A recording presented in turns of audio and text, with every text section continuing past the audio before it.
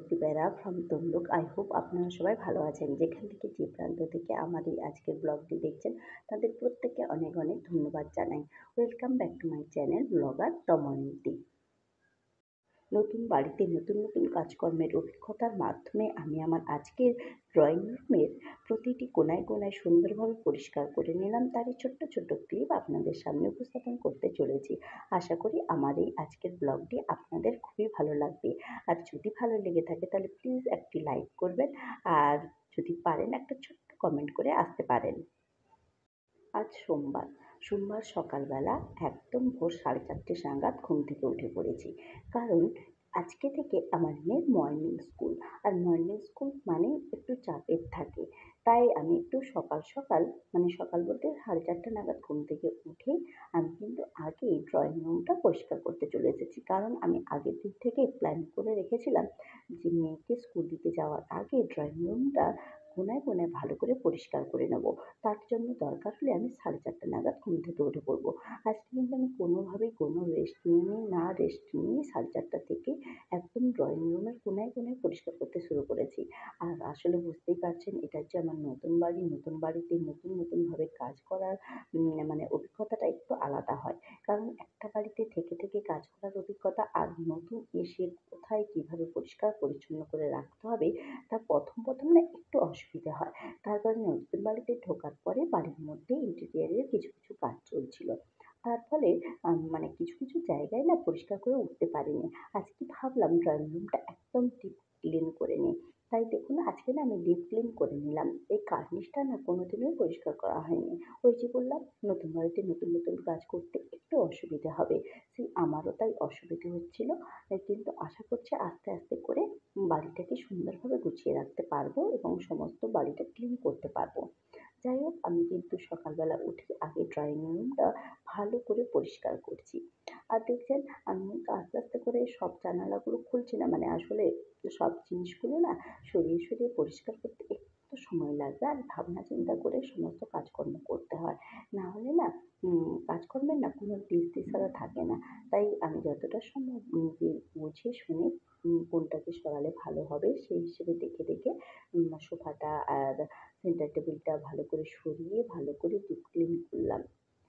Deep clean মানে পরিষ্কার করে দিলাম আর কিছুটা করে সরাচ্ছি আর কিছুটা করে ঝাঁট দিয়ে নিচ্ছি। তাহলে না উম মানে অনেক সময় কি হয়, এত হাওয়া হচ্ছে না, হাওয়ার ফলে না নোংরাগুলো সব না তলায় ঢুকে যায়। তাই সেইজন্য আমি না যতটা পরিষ্কার করলাম ততটা দেখুন ভালো করে ধুলোগুলো পরিষ্কার করে নিলাম। আর কার্নিশটা আজকে ঝাঁট দেওয়ার সাথে সাথে আমি কিন্তু একটু জল দিয়ে ভালো করে পরিষ্কার করে দিলাম। ওই কার্নিশটাতে জাস্ট নেট করা আছে। হ্যাঁ, সেজন্য না আর কিছু করলাম না। একটু ভিজে কাপড় দিয়ে ভালো করে পরিষ্কার করে দিলাম। এই দেখুন এই যে শোকেসটা, শোকেসটাও না নতুন যা হয়েছে, ওনারা যা পরিষ্কার করে দিয়েছিলেন আমি আর পরিষ্কার করে উঠতে পারিনি। আসলে রিসেন্ট হয়েছে তো 2 মাস ঢুকেছি বাড়িতে। আর জাস্ট 15 দিন আগে ওনারা কাজ করে সমাপ্ত করে গেছেন। আর যেহেতু পরিষ্কার করেছিল সেজন্য আমি না আর পরিষ্কার করিনি। আজকে ভাবলাম একটু ডিপ ক্লিন করি। তাই দেখুন শোকেসটা কিন্তু ভালো করে পরিষ্কার করে নিলাম। এইবারে আসি টিভি ক্যাবিনেট।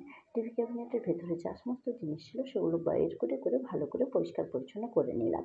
কি বলুন তো, সবটা তো একটা ভিডিওর মধ্যে দেখানো সম্ভব নয়, কারণ দেখাতে গেলেই না একটা ড্রয়িং রুম পরিষ্কার করতে সবকিছু যদি প্রপারলি পরিষ্কার করি প্রায় 2 ঘন্টা সময় লাগবে। সেক্ষেত্রে আমি যদি প্রত্যেকটা ভিডিও দেখাতে থাকি তাহলে না অনেকটা লং ভিডিও হয়ে যাবে। যাই হোক, আমি কিন্তু দেখুন আমার যে যত সমস্ত ফটো ফ্রেম রয়েছে এগুলোও ভালো করে কিন্তু ক্লিন করে নিচ্ছি। আমি এগুলো যেহেতু আমার একটু মানে কি বলবো, ওগুলো ফাইবার টাইপের, সেজন্য আমি কিন্তু কোলিন দিয়ে ভালো করে পরিষ্কার করে একটা সুতির কাপড় দিয়ে পরিষ্কার করে নিচ্ছি। আমার ৫ বছরের একটা ছোট মেয়ে আছে। ও তো সবকিছু বোঝে না। টিভি ক্যাবিনেটের উপরে এটা ওটা জিনিস না হয়তো ওকে খেতে দিলাম, ওখানে হচ্ছে কাপটা রেখে দিল। অনেক সময় দেখবে কাপের তলাতে না যতই যা করি একটু তো জল বা কিছু সেগুলো না রাখলে না নোংরা হয়ে যায়। তাই দেখুন এখানে একটু ঘষে ঘষে ভালো করে পরিষ্কার করলাম। আর এটা না মানে কি বলবো, এটাতে না একটা ফুল ছিল। এই ফুলটা না নষ্ট হয়ে গেছে। এই যে নতুন বাড়িতে এসে বললাম না কাজ গোছাতে একটু সময় লাগবে, তাই এখনো না সেই ফুলটা নষ্ট হয়ে গেছে, কেনা আর হয়ে ওঠেনি। তাই এখন আপাতত ওটা খালি রেখে দিলাম। দিয়ে কিন্তু আমি টেবিল ক্যাবিনেটটা সুন্দর করে গুছিয়ে দিলাম। এবার দেখুন আসছি সেন্টার টেবিলটা। এই সেন্টার টেবিলটা এখানে সোফাতে বসেই মেয়ে পড়াশোনা করে। তার পাশাপাশি সামনে যেহেতু টিভি রয়েছে এখানে বসে আমার হাসব্যান্ডও কাজকর্ম করে থাকে। তাই আমি ভাবলাম আজকে এটা না কুলিং দিয়ে ভালো করে পরিষ্কার করে দিই। এটাও না সানমাইকা দিয়ে তৈরি করা হয়েছে আর গ্লসি সানমাইকা। অতএব কোনো অসুবিধে নেই, কুলিং দিয়ে পরিষ্কার করাই যায়। আর দেখুন আমার মেয়ের বইগুলো না এখানে আছে, তাই বইগুলো সরিয়ে ভালো করে কিন্তু পরিষ্কার করে দিলাম। আমার আজকের এই ভিডিওগুলো যদি আপনাদের কাছে ভালো লেগে থাকে তাহলে আপনাদের কাছে একটাই অনুরোধ করব, আমার এই ছোট্ট চ্যানেলটিকে সাবস্ক্রাইব করে আমার পাশে থাকুন। আর সাবস্ক্রাইবের পাশে যে বেল আইকনটি আছে ওটা প্লিজ প্রেস করে দেবেন, তাহলে সমস্ত ভিডিওর নোটিফিকেশন আপনাদের কাছে চলে যাবে। এই দেখুন আমার কিন্তু ড্রয়িং রুম একদম ডিপ ক্লিন করা হয়ে গেছে। এরপরে চলে এলাম আমি হচ্ছে ব্রাশ করব। আর ব্রাশ করার মানে কি বলুন তো, আমি সকালবেলা উঠেই আগে ব্রাশ করি, বাট যেহেতু ড্রয়িং রুম পরিষ্কার করতে হবে অনেকটা সময় লাগবে, তাই না ড্রয়িং রুমটা পরিষ্কার করেই তারপরে এবারে আমি ব্রাশ করলাম, তারপরে ফেস ওয়াশ দিয়ে না একটু মুখটা ক্লিন করে নিলাম। কাজকর্মের মাঝে নিজেকে ক্লিন করে রাখলে না অনেকটা বেশ ভালোও লাগে, কাজ করার এনার্জিও লাগে। যাই হোক আমি কিন্তু এই কাজটা ড্রয়িং রুমটা পরিষ্কার করলাম, ডাইনিংয়েরও কিছু অংশটা পরিষ্কার করে নিচ্ছি। এগুলো রোজকারের ব্যাপার। কেননা বেসিন তারপরে এই যে মিরর প্রায় রোজই পরিষ্কার করতে হয়, না হলে না নোংরা হয়ে যায়। আর সাদা বেসিন যাদের বাড়িতে আছে তারা ভালোভাবেই জানেন, এই সাদা বেসিন মানে প্রত্যেকদিন না পরিষ্কার করলে না বড্ড নোংরা হয়ে যায়। আর সামনের জিনিস যদি নোংরা থাকে না দেখতেও না বিচ্ছিরি লাগে। তাই দেখুন আমি কিন্তু ক্লিন করে নিলাম। এর পাশাপাশি কিন্তু আমি হচ্ছে অ্যাকোয়াগার্ডে সুইচ দিয়েছিলাম। কেননা এতটাই গরম পড়েছে যে যদি সকাল জলটা ভরে নেওয়া না হয় তাহলে না জলটা বড্ড গরম হয়ে যায়। সেজন্য এখনই আমি আগে জলটা ভরে নিলাম। দেখুন আমার কিন্তু জল ভরাও সেখানে কমপ্লিট করে আবার কিন্তু বাথরুমে চলে গেলাম। বাথরুমে কিন্তু নিজেকে ফ্রেশ করে একদম ড্রেস চেঞ্জ করে চলে এলাম। একবারে চুড়িদারটা পরে নিলাম এই কারণে, মেয়েকে স্কুল দিতে যাবো সেইজন্য একদম ফ্রেশ হয়ে যাচ্ছি। আর যেহেতু রোদে যাবো একটু সানস্ক্রিন মেখে নিই যতই সকালবেলা যাই। সকালবেলাতেও না হালকা রোদ থাকে, আর এখন এতটাই রোদের তাপ, সে হালকা রোদ হোক আর বেশি রোদ হোক একটু সানস্ক্রিন মেখে নেওয়াটাই আমাদের স্কিনের পক্ষে খুবই ভালো। এই দেখুন এবার আমি ছাদে চলে এলাম। ছাদে এসে পুজোটা পরে করবো, বাট ইষ্টভৃতিটা তো করেই আমাকে বেরোতে হবে, তাই আমি ইষ্টভৃতি করেই তারপরে বেরোবো। সেজন্য দেখুন আমি কিন্তু ছাদে এসেই আগে দরজাটা খুলে দিলাম, তারপরে আমি কিন্তু ইষ্টভৃতিটি করে নিলাম।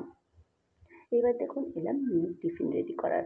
আর প্রথম দিন মেয়ে সকালবেলা না এমনিতেও বেশি না কিছু খেতে চায় না, তাই ভাবলাম আজকে না আমি প্রথম দিন দেখি ওকে এইরকমভাবে টিফিনটা দিয়ে দেখি ও কী করে। সেই জন্য আমি টিফিনটার মধ্যে ওই ক্রিম রোল পাওয়া যায় আর ক্রিম চিজ কেক পাওয়া যায় ওটাই দিয়ে দিয়েছি। আরেকদিকে দেখুন মেয়ে কিন্তু ব্রাশ করছে একদম, মানে কথা শুনে না, প্রথম দিন একটু দেরি হয়ে যাবে সেই জন্য ভাবলাম বাইরের টিফিনটা দিয়ে দিই। আর একদিকে দেখুন ওকে ড্রেস চেঞ্জ করছে, এই যে আমার মা এসছে। আসলে আমার হাসব্যান্ড মিটিংয়ের জন্য ৩ দিন থাকবে না, আর একা আমি নতুন বাড়িতে থাকা সম্ভব নয়। সেজন্য মাকে ডেকে নিয়েছি। মাও ওকে ড্রেস পরাচ্ছে, বাট মায়ের কাছে পরবে না। সেজন্য আমাকেই সবকিছু করতে হচ্ছে। তাই মেয়েকে ড্রেস পরিয়ে রেডি করে ওকে স্কুল দিয়ে এসেই পুজো করলাম। পুজোটা দেখানো হয়নি। পুজো করার পরেই আমি ওকে রান্না করতে বসিয়ে দিয়েছি। কারণ মেয়ে যেহেতু আমি জানি টিফিনে কতটা কী খাবে, আর টিফিনে ওইটুকু ক্রিম রোল আর কেক খেয়ে না পেট ভর্তি হয় না। তাই ভাবলাম ও এলেই সঙ্গে একটু চান একটু বসাবো, ফ্যানের তলায় বসিয়ে ঘামটা ঝরিয়েই ওকে চান করিয়ে তারপরে খেতে দিয়ে দেবো। খাইয়ে ওকে তাড়াতাড়ি ঘুম পাড়িয়ে দেবো। কেননা এখন ৬টা নাগাদ ঘুম থেকে উঠে পড়তে হয়। আর ও তো নরমালি ৮টার সময় ওঠে। এবার ছোটো বাচ্চা ঘুম না হলেও মানে অস্বস্তি করবে। সেজন্য ভাবলাম যে আগে রান্নাটা করে নিই। এই যে পুজো করে রান্নাটা বসিয়ে দিয়েছি। আজকে রান্নার মধ্যে কী হচ্ছে একটু দেখতেই থাকুন। আজকে এখন আমি করছি আপাতত মৌরলা মাছের টক আর হচ্ছে লাউ ডাঁটার তরকারি। আর এই দেখুন একদিকে আমি করলাম চিংড়ি মাছের বাটি চচ্চড়িটা বসিয়েছি। আরেকদিকে কড়াইতে পেঁয়াজটা ভেজে নিচ্ছি। আমাদের আজকে আসলে শাক ভাজা হচ্ছে, কলমি শাক ভাজা। এই দেখুন পুরো রেডি হয়ে গেছে। আজকে দুপুরের লাঞ্চের জন্য কী রেডি করলাম তো আপনাদের সামনেও কিন্তু দেখিয়ে দিলাম। যাই হোক আমরা কিন্তু স্কুল থেকে এসে খাওয়া-দাওয়া করে ঘুম থেকে উঠে, মানে আমি উঠেছি, আমার মেয়ে এখনো ঘুমোচ্ছে। আমি ভাবলাম উঠে আগে জামাকাপড় যেহেতু রোদে দিয়েছিলাম, অনেকক্ষণ রোদ থাকলে না জামাকাপড়গুলো ফেড হয়ে যায়। সেজন্য ভাবলাম না শুকনো হয়ে গেছে তাড়াতাড়ি তুলে নিই।